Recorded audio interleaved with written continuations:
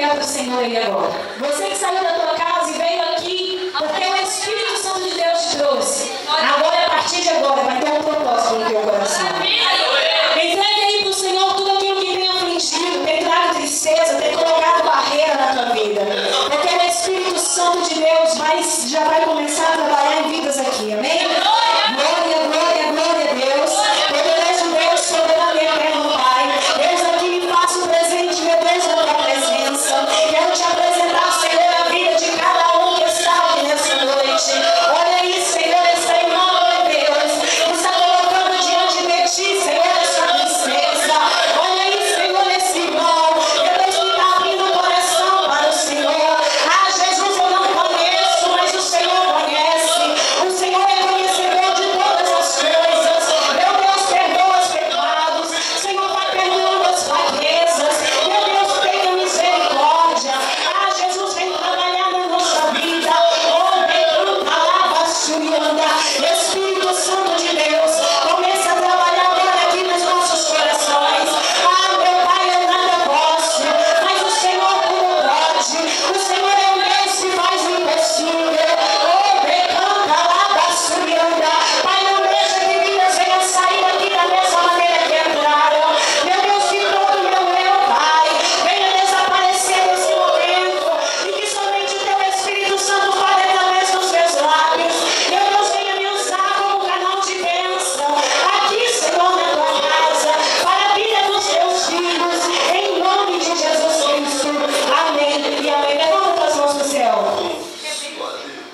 Louve assim comigo, ó. Meu Jesus maravilhoso é minha inspiração a prosseguir. E mesmo quando tudo não vai bem, eu continuo olhando para ti, pois sei que tu tens o melhor para mim. Há um segredo no teu coração. Ó, dá-me forças para continuar, guardando a promessa